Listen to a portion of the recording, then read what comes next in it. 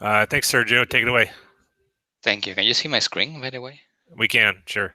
Okay, perfect. So thank you very much for this opportunity to present Hamlet here.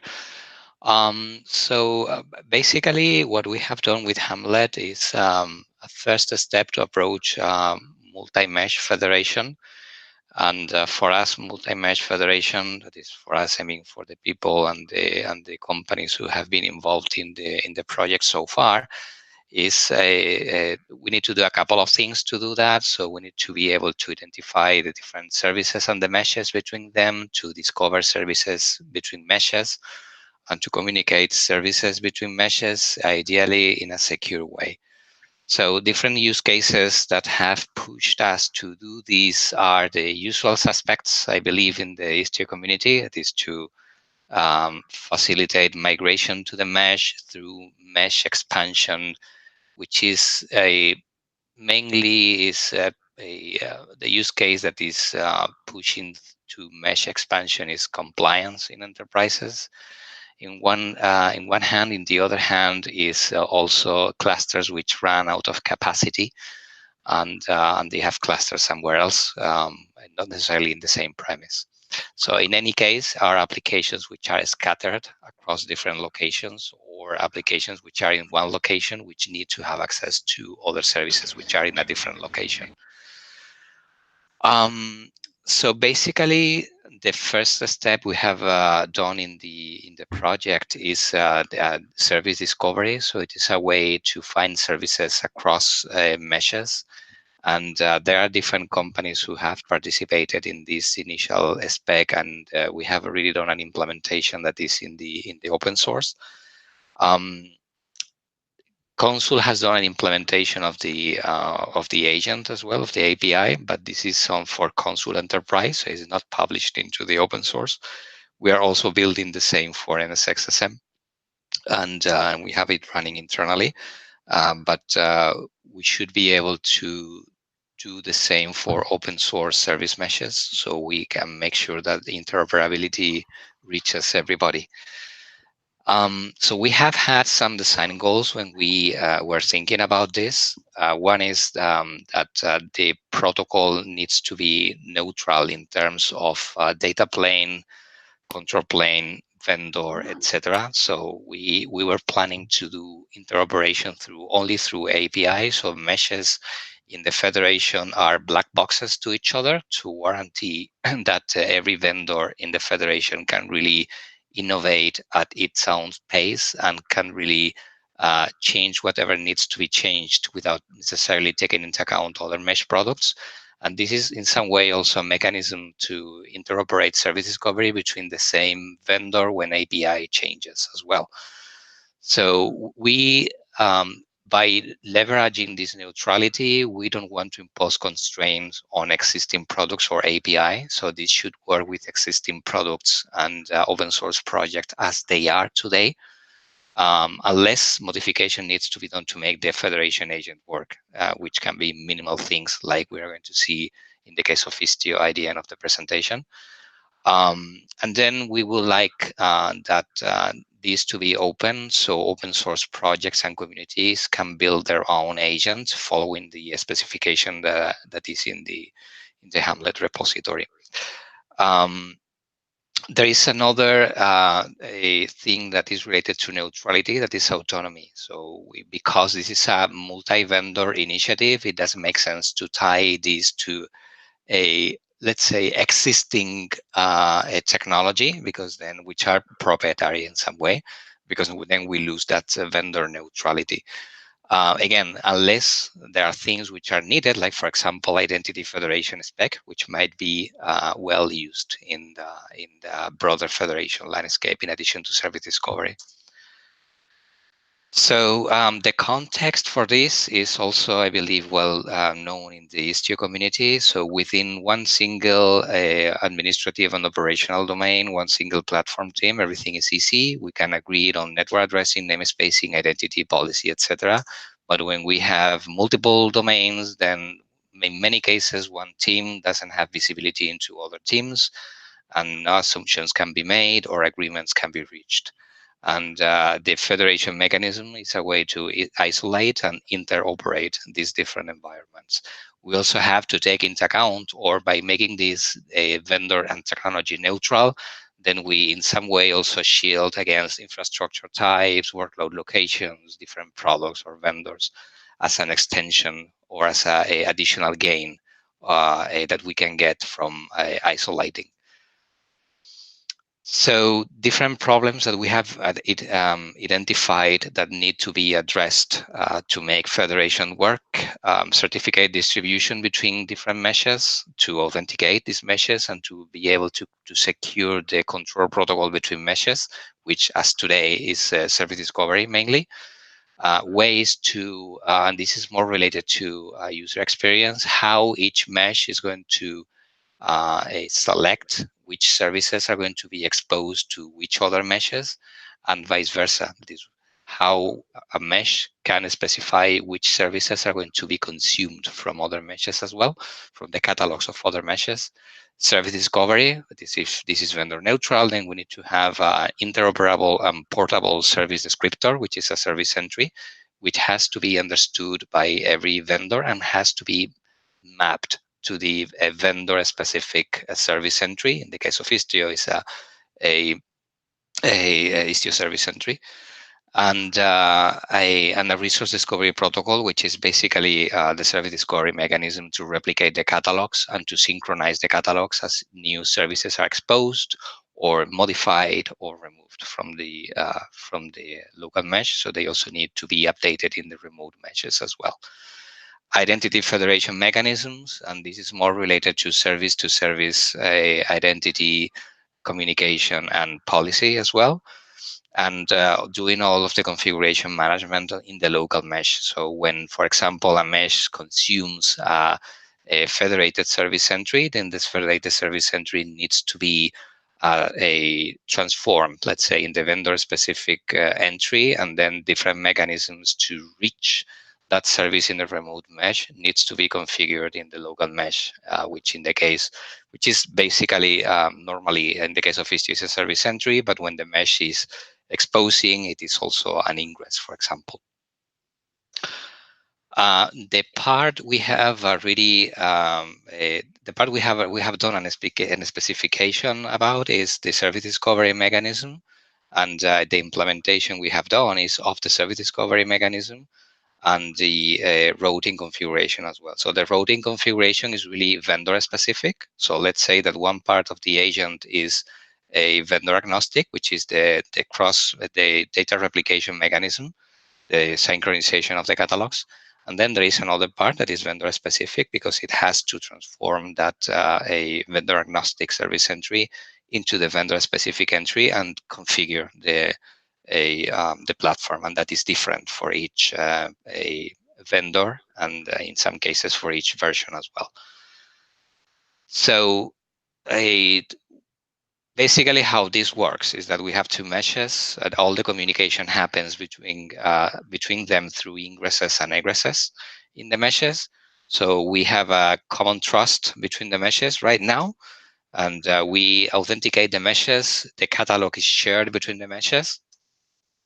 The remote catalog in one mesh is sent to the other, and the services in that remote mesh seem to be local to the local mesh. So there is no difference between local and remote service entries. So the remote instances, these remote services can be accessed as if they were local. And then when a local service wants to reach a remote service, what happens is that the resolution of the DNS entry for that service points to the ingress in the other mesh. Then MTLS is leaving the proxy in the local mesh. It goes to the proxy of the other mesh. So the ingress in the other mesh is doing pass-through, and through the SNI, the other mesh knows where to route the traffic, and then in the other mesh, the proxy terminates the connection, and everyone is happy. And it also happens obviously in the opposite direction, happens in the same way. So the current state of Hamlet is because we also did some compromises to make things to have something working. is that we are currently using the same root of trust, so we're not doing identity federation. In most customers, this is okay because they can they manage. It is the same customer and they can use the same CA. So this is not mesh federation between completely untrusted entities yet. So these entities, in some way, humans can talk between each other, and it is the same company. In some other cases, there is no need to do even authentication between. So there is no need to do the authentication between meshes or services because it is a legacy infrastructure. And it is even in the same data center. So that is not a priority for the customer in many cases. We have no UX to advertise services, to select which services are advertised or consumed from a remote mesh. So right now, what the spec says is that that is out of the Hamlet specification, and that is a mechanism that each vendor should do. An NSX service mesh, for example, we have global namespaces. Consul doesn't have a mechanism at all, so all services are exposed. And in the RFC that Nathan shared with the community a couple of weeks ago, there is a comment about doing it using a specific namespaces initially, and then using a modification of the export to in the service entry. As I was saying, there is no identity federation mechanism, and for example, between Istio and Istio, then this is something that might work if or once Citadels implements the SPF identity federation mechanism. That I believe it is on somewhere in planning.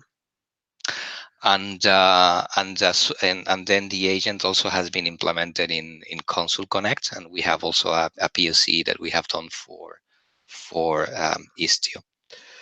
So the idea and the reason why we are presenting this today is because we would like to implement the Hamlet agent for Istio, and we would like to contribute that to the open source. And we would do that in accordance with the Istio best practices for configuration management. That is related to what Nathan shared with the community of how two Istio meshes should be configured to do a federation. Right now, Hamlet, as I said before, is using a vendor-neutral federated service entry, which means that the Istio service entry needs to be mapped to federated service entry and vice versa. And we would work with the community towards a bi-directional mapping. That is also something that in some way is in the RFC that Nathan already provided. So we might use that, or we might work on that. And we have already worked with HashiCorp as well to do their mapping. And when we were designing the federated service entry, we made sure that at least we had a couple of vendor supporters like Consul, Istio, etc. So it should work straight away. And then for the federation agent to be able to pick up exposed services in an Istio mesh, that is, assuming an Istio mesh is going to be a producer, there has to be a way for the Hamlet agent to be notified about when a service is created or modified. So there has to be something in Istio which is able to do that. And an option can be, again, related with an entry that Nathan has created in the agenda for today, and an issue that he has opened is possibilities to have an MCP server in pilot. And then by doing this, two Istio meshes can federate, but also we are future-proofing Istio. That means that Istio would be, by definition, enabled to interoperate with other not Istio meshes, because we would be using the federated service entry. But also with if in the future the service entry changes towards a different object, then we might be future-proofing Istio as well. And there would be no need to change anything in Istio for federation to work, because that would be handled by the Hamlet agent. And then as a later point, it is also our intention to include more things into the federation project, like policy, which is one of our priorities, and this is both authorization and traffic management. And this is more or less the idea, and happy to get feedback. Real quick, just one thing. I noticed on your last slide, your slide was labeled confidential. Just so you're aware, these meetings are recorded. Oh and yes, there's yes, don't nothing worry. That's confidential. Okay. yes. Thank you for that. That's really a Yeah. template of VMware, so there are no problems with that. Thank you for Yeah. pointing that out. Sure. So, what do you want from this work group specifically? I mean, what's your objective? Because what you've described here, we've been working on for about 18 to 24 months upstream in Istio, and I feel like we're getting close to actually delivering something. But it feels like every time we get close to delivering something, we get a little derailed by this big, huge effort. An example would be Hamlet, for example, that comes along and has a bunch of new concepts. So I'm wondering what your objective is, first of all. And number two, I'm wondering if you could break your work into smaller chunks that were absorbable by the community, such that we could have RFCs. RFCs are generally 1 to 2 pages that describe distinct chunks of work instead of like, here's a grand vision. You presented a great grand vision. I think it's fantastic. But the question is, how do we get that into smaller pieces of work that we can actually do? Number one. Number two, what is your ask of this work group? What is your request?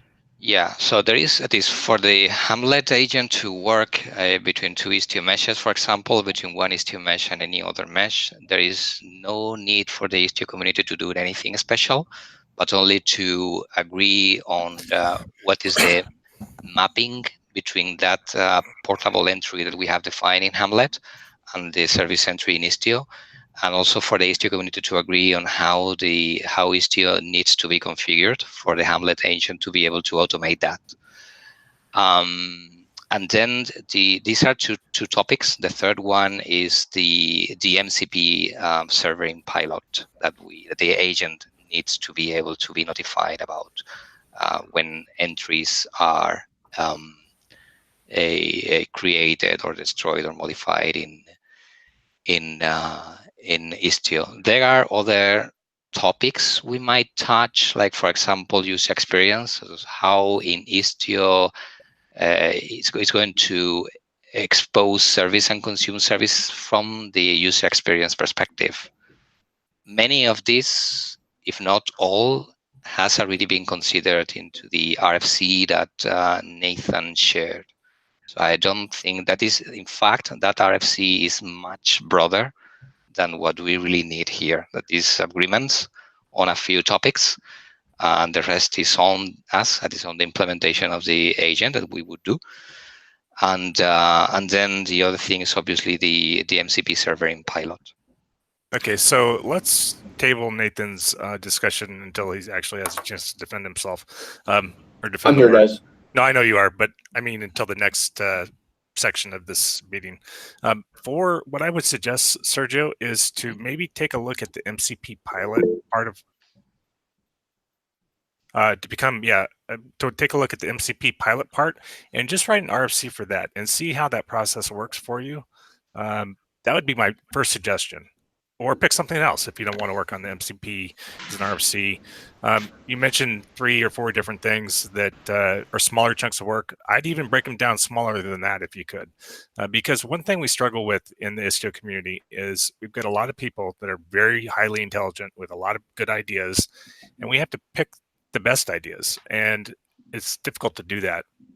So if we can get small chunks of work, then it's not really the best idea. It's just a small chunk of work, and we can build upon those small chunks of work into a bigger chunk of work, right?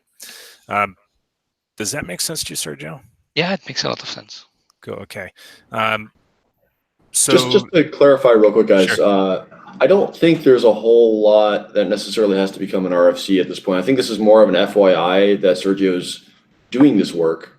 Okay. And it's more of like, hey guys, this might be pretty cool when it comes to fruition, and you might be interested. I think that's kind of more or less the purpose of this. The only real action is the MCP work potentially in pilot, which we'll talk about next. Cool. But apart from that, I don't think there's a whole lot necessarily to for Sergio to do apart from maybe a show and tell when he's actually got something working.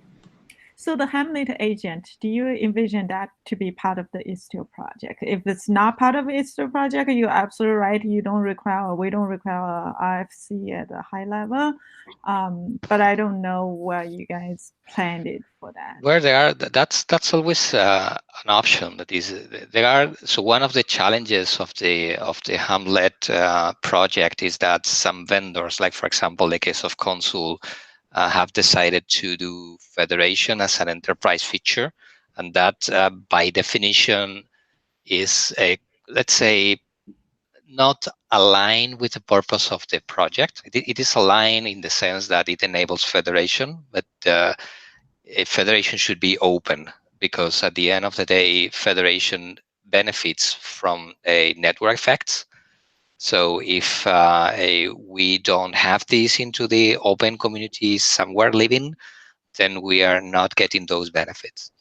So there are two options, right? So one option is we have the agent in the Hamlet repository, and that is a Hamlet agent, which is implemented in accordance with how the Istio community has decided that configuration management has to be done, and we can work together on that, and how the mapping has to be done, and we can work together on that. And the other option is to implement the agent as part of Istio. So we are quite open.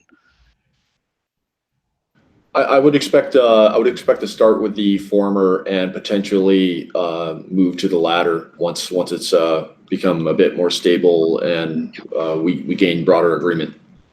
I feel like broader agreement is going to be a tough sell at the moment. Can be an option, yeah.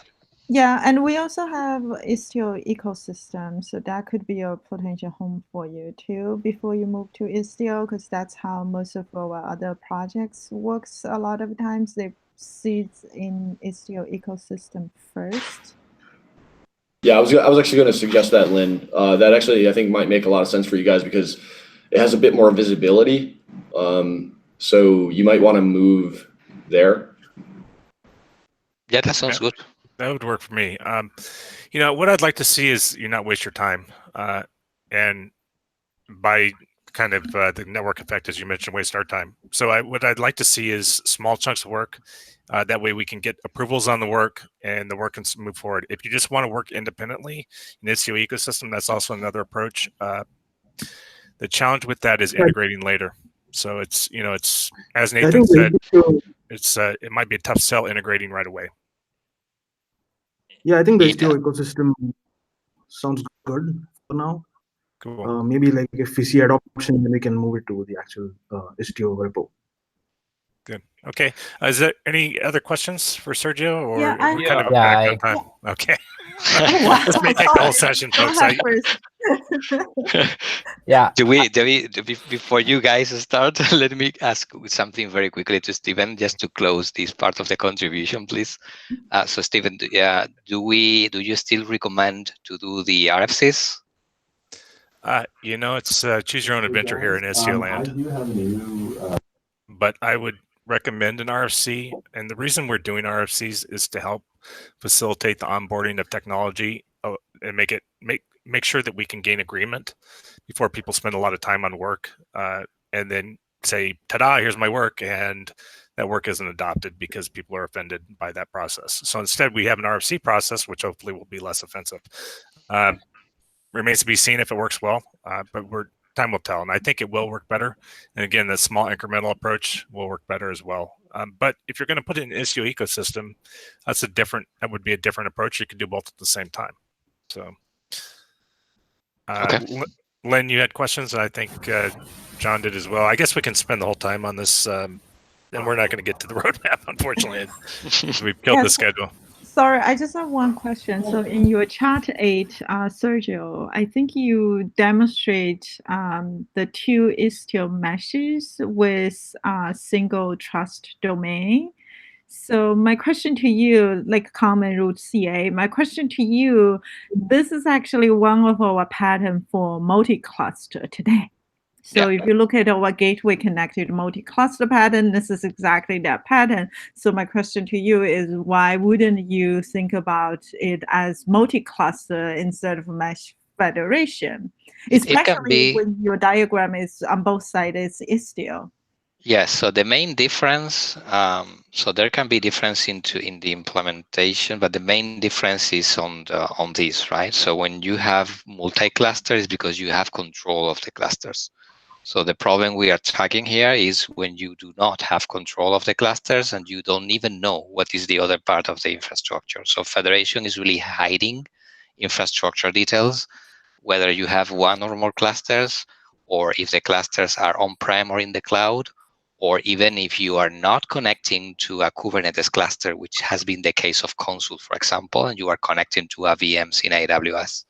So it's that kind of a problem that the one we are trying to solve. It's not multi-clustering, which is attached to a same technology. We are trying to solve a multi-technology problem. Yeah, but you require here the common names, right? So the names should be the same in both meshes in your diagram, right? If we are if this the same is the name of the services, do you mean in the meshes? Yeah, yes. That is assuming that what we are doing is replicating the same service in both meshes, which is not the use case we are trying to solve with mesh federation. It is applications scattered or applications self-contained in one mesh, which need to have access to another service, which can be a database, which is remote. So we are the use case we're trying to solve is not a load balancy or resiliency. That is more, the way we see that is more multi-clustering. So the placement of the CA itself could be twofold route, as well as we also want to bring in a federation boundary. It just depends upon how enterprises want to deploy it. Both are valid. Right now, we have an implementation with single root, but that is not the end goal. The end goal is also to have a federated environment. So Sergio was trying to say was that it's not multi-cluster because the two meshes, the control points of the two meshes can be the sense that you could have Istio controlling some part of the mesh, as well as you can have console or any other mesh implementation controlling the others. So that's the differentiation between multi-cluster and what we are trying to propose here. And also you use a pass-through Egress gateway, right? Yes. So I'm not sure that it is good for compliance. I mean, it doesn't provide. I mean, a pass-through gateway that allows all the traffic in, I don't think it provides boundary protection. Okay, and I think even it's a security hole. Okay, I documented it on the RFC of Nathan. So if you have some expert in your company for PCI DSS, maybe you can consult with them. What is their opinion on a pass-through Ingress gateway? Okay, I can have a look at that. Have you already, you have commented in Nathan's RFC, so maybe if you have some more information, we can have a conversation offline. Yeah, yes, sure. So I commented and I wrote a blog about isolation and boundary protection. Yes. I also wrote several examples how to do it without the pass-through Ingress gateway. Yeah, that can be an interesting conversation. Yeah. Mm-hmm. Thank you. Just to sum it up, if you terminate TLS, you have to use JOT tokens.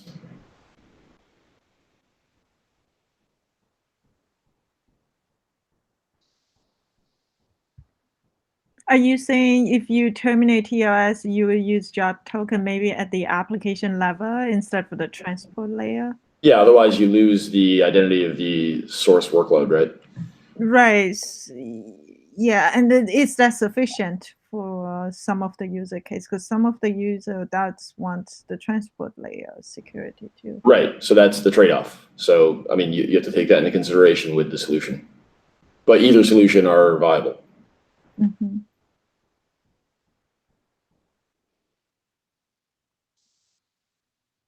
Anyway, I feel like we can move on. Yeah? I think John might have a question too. Yeah, let's just move on though. Okay. I'll comment it on the doc.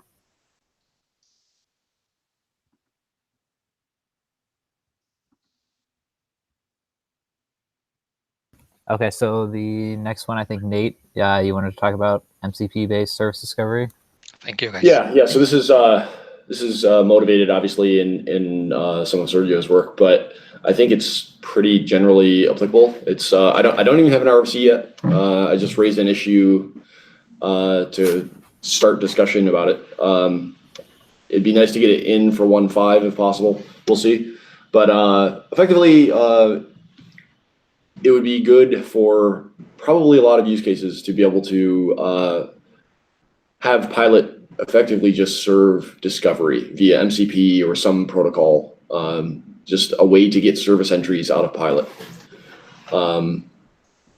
Obviously, the multi-mesh example is a pretty good use case of that. But I don't know if anybody has any thoughts about that in terms of protocol we should use, whether or not we should do that in the first place. I figured I would just use this as a forum. This is maybe a dumb question, but isn't that what Pilot does today with XDS? So XDS is effectively Envoy config though, right? Are you talking about serving Envoy config externally, or I was thinking service entry would be a bit more abstract? Sure, I mean, you could, yeah, I mean, you could also just extend the XDS to include service entry, right? Like Pilot is already an XDS server. Why not just add service entry as a resource it supports, and then there's like no more work to do, basically. Would that be a change to Envoy, effectively? No, so you could connect to Pilot using XDS right from some client that's not Envoy, and send a discovery request for service entry, and Pilot would see that and start serving service entries. I mean, MCP is basically XDS, right? Except Pilot's already an XDS server, so if we and XDS is much more standard protocol than MCP, so that's I mean that's fair. Also, there's what is it, UDPA? Is that the new variant of that? I don't know the state of that, but that might be a candidate as well. Yeah, so I guess UDPA is more or less just XDS plus. Like it's it's pretty much just similar protocol, I believe. We would probably want an incremental update as well. Is that supported by XDS today? They do have their like Delta XDS, but Pilot doesn't support it today, so that may be a concern there. Okay. Interesting. Okay. Well, I mean, I suppose if it were serving service entries, maybe those connections could get it. I don't know. Yeah, or I guess I mean also Galley already does MCP service entries, right? Yeah. Galley does synthetic service entries, but it's really just an adapter. It doesn't have the aggregate information. So you'd still want to go to Pilot to get that, right? To get the service entries for the entire mesh. Right. Yeah, I guess the only thing I'm concerned about is that we implement like a new server when we have like a similar server in Galley and a similar server in Pilot already. If we could reuse some of that, sure, it may make sense. Like I don't want to couple this to Istio D, but if we have MCP already running inside of Pilot because we've moved everything into one binary, or sorry, rather running in Istio D, then it may be simpler because you could already have access to the discovery information. And that was another motivation for it being in Pilot as well, was that Galley is effectively going to become part of Pilot. Right. So there'll be one server. Yeah, as long as we have like one server, and not like this service entry MCP server, this Istio config service or MCP server, XGS server, all running in the same process, like it gets a little crazy. Yeah. Well, there will definitely have to be. I mean, regardless of protocol, we'll have to put some thought into how to do this cleanly, so that it works both for standard Istio and Istio D. So that will be part of the design discussion. Sounds good. That's kind of all I got. Anybody have any other thoughts, opinions?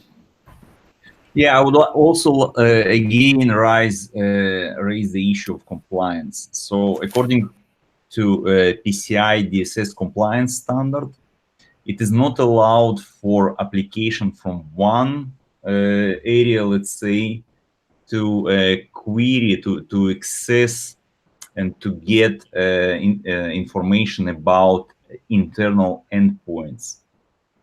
Well, any client of Pilot would have to have, RBAC configured to talk to Pilot, yeah? Yeah, but okay, so I would like just to raise this compliance issue and to consider, these clients of Pilot if it, is according to the compliance to the security standards, let's say, to check this issue. Okay, Yeah, to sure. take this into account, let's say. Sure, of course. I don't think it necessarily applies here at the moment, at least, since it's nothing more than just adding another server to Pilot, potentially the same server already. I think your consideration would apply more to when we actually start having somebody connect to this endpoint. What is the context that we're doing that, and what are the things we need to consider at that point? But yeah, that's a fair point. But I think that's a general point with multi-mesh anyway. Yeah, but here, Pilot would disclose some more intimate details, about the mesh, the endpoints, internal endpoints, and so on. So this is kind of more dangerous, expose Pilot outside the mesh. To be fair, let's get into. I think you're getting into how particularly is this designed, and it may be designed to point everybody to the gateway. It may be designed to point everybody to actual endpoints. It's TBD what information we're going to be leaking here. So yeah, I expect everyone to be involved with the discussion. So I guess the next point is to actually come up with an RFC and go from there. Mm-hmm. So, quick question. Going back to the previous conversation about potentially using XDS for this, if we do decide to go down that path, would we still need to piggyback off service entry model? Could we just get pilots to sync their XDS model across the meshes? Well, it wouldn't necessarily be Pilot talking to Pilot, unfortunately. It would be something talking to Pilot. In the case of Sergio's example, it would be some completely other type of system talking to Istio. Sure, but is that something like, perhaps like the Hamlet Federation agent or whatever thing that is going to consume? Would it be easier for them to consume XDS as opposed to service entry? Is what I'm basically getting at. I honestly, I don't think so. I think XDS is awfully fine-grained, very specific to Envoy's configuration model. That's our opinion as well. It can work. I think it can work, but it is going to be a very forced customization, if you wish. So we don't need so much complexity of fine-grained, but it can work if we want. So I think we're coupling XDS as a protocol with what information we're sending over XDS. You can send any information over XDS. Right? We don't need to send in cluster load assignment. We could still send a service entry. I see. Right. Yeah, can be an option. As we make some progress, that is something we can also take into the consideration to the design of the agents as well. So we are not really the protocol we have right now. It is inspired / derived from MCP, which is already derived from XDP. So, yeah. Sure. Okay. Well, that's all I've got. I guess I'll yield back my time. Okay, Jason, do you want to talk about multi-cluster? Share my doc.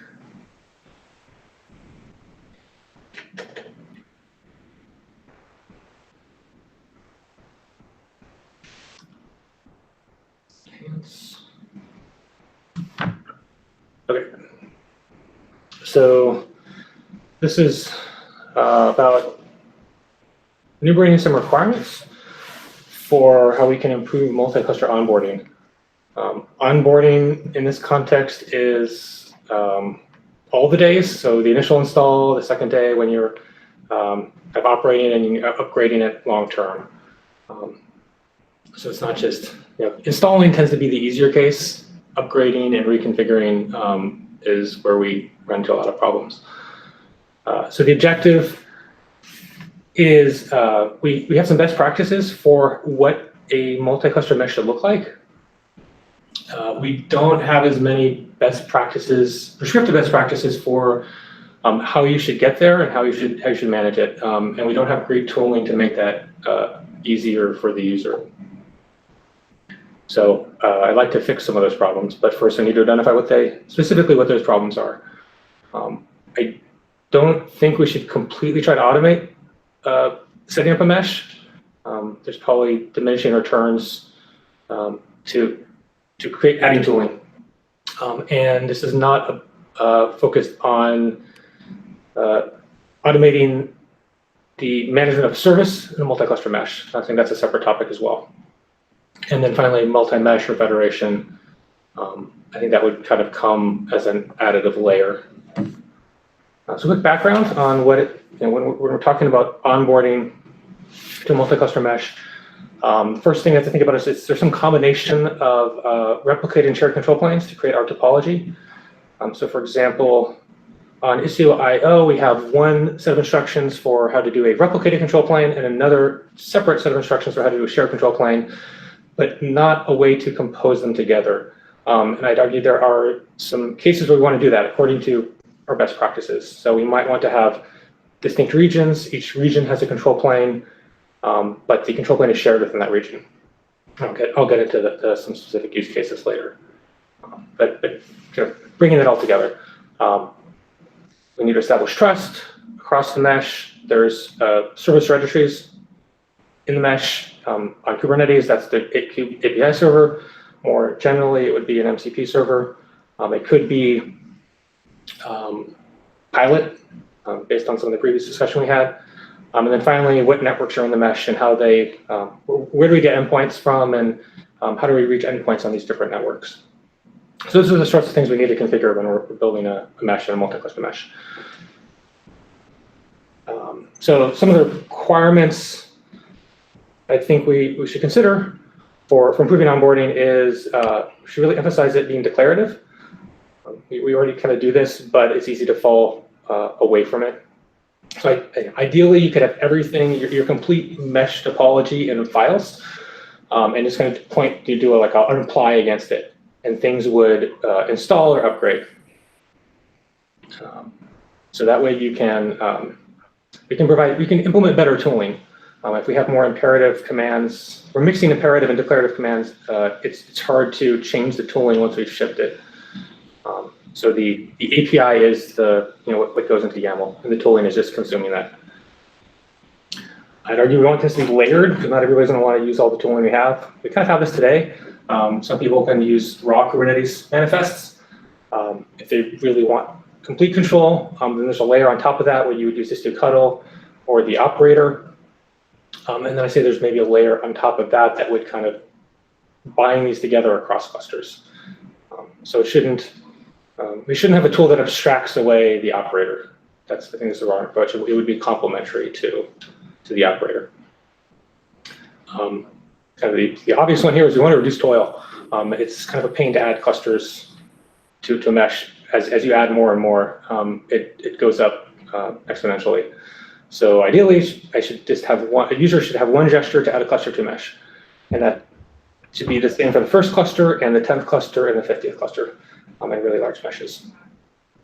So I emphasize what the user is doing here. Under the hood, there's multiple configuration changes we need to make this work, but at least make it easier for the user. The user should be able to be confident that they set things up correctly. We don't really have this today. It's just install book info or something and send some requests and see that you get the right color of stars. There should be some kind of static analysis. You can run a check command, or it should show up in a status field someplace to say, yeah, things look like they're configured correctly. And then we should also have some notion of a dynamic traffic probers that we can install or provide optionally and maybe have that set to a dashboard. So you can have your multi-cluster dashboard, and you can get a sense that connectivity between clusters looks okay. And if that goes down, you can raise an alert before your real service actually runs into problems. We don't have a great way to enforce consistency in terms of convention and tooling across multiple clusters. So we have a mesh ID now, and we just kind of rely on the user to make sure they plumb that mesh ID correctly into all of their clusters. There's cluster name, which we don't really provide guidance of how you should name your clusters. I think in the examples, we name it ns2 kubeconfig. That doesn't really scale, and it's not clear what that corresponds to if you look at the cluster itself. So there's some ways that maybe we could have a better convention for cluster names or cluster IDs. And then network names. How do we pick that? Maybe we have some better defaulting behavior, so you don't have to pick a network if you're not on one, but it kind of moves well to supporting multiple networks. So the cases I think we can consider here, and so I have a common section and then variant A and variant B. I did not number them because they're not. I don't want to imply a priority here. There's just two different paths we can go down, and that could be done in parallel. That's a separate discussion. But there's a common base setup where you have a single cluster in one region, and then you have another cluster in that same region as a remote. That's the shared control plane we have today. Variant A is when you add, you have a different region that you want to add to your mesh. So you have a separate control plane that's replicated, and then you add a second cluster to that second region. So variant A is that they're on the same network as the first region, and variant B is that they're on a different network. Then you have kind of this picture here. And then given those building blocks, you can kind of build up any topology that we'd want within a single mesh. So we have instructions on how to compose these, and then they'd be kind of like Lego blocks put together. And then there'd be some common tooling that we might provide. Actually, 7 might not be appropriate here, but certainly 8, like making sure you can upgrade Istio across the mesh and things work correctly. I don't think we have minimal multi-cluster testing as it is. We certainly don't test upgrade across multiple clusters. So that's the important part. Everything after this is speculative in terms of how we might actually do this. So I'll stop and see if anybody has comments. Does anybody disagree? Or agree. Or agree.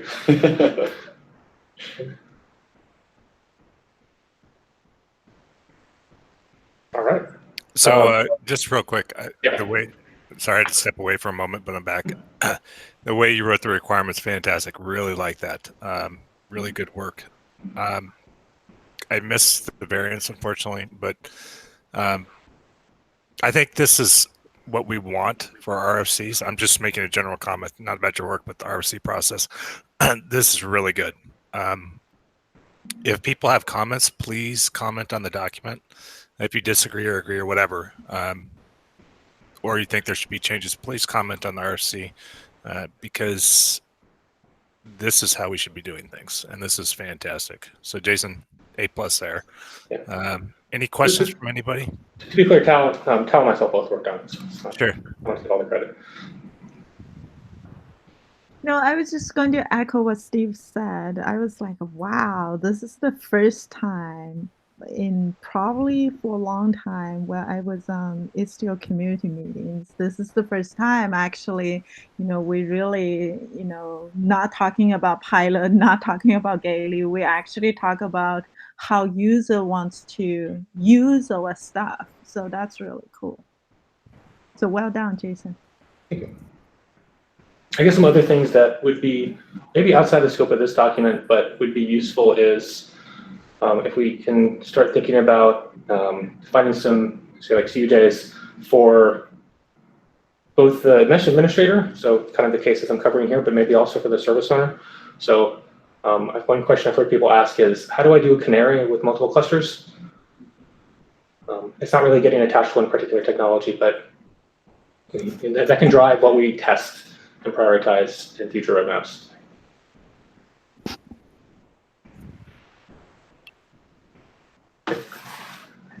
I'm going to add I don't want to get, hopefully people don't get hung up on the specific design ideas that I've suggested. This is just kind of get a sense of what we could do. I don't want that to block the actual approval of the requirements. Actually, I won't get into that. Yeah, I think it's probably a good idea, Jason. People can always leave comments in the reviews when they like. Yeah, maybe we'll pass this line. just strike through everything. You know what we should do is just delete that section from the RFC, in my opinion. But I guess we'll work on that later. The idea is okay. It's just there's things we could do. Yeah. Non-binding. Yeah. So that's it. Thank you. Cool. Okay. John, I guess you were leading the meeting while I was out. We're kind of at time at the top of the hour. Is there anything anybody wants to add in conclusion, or?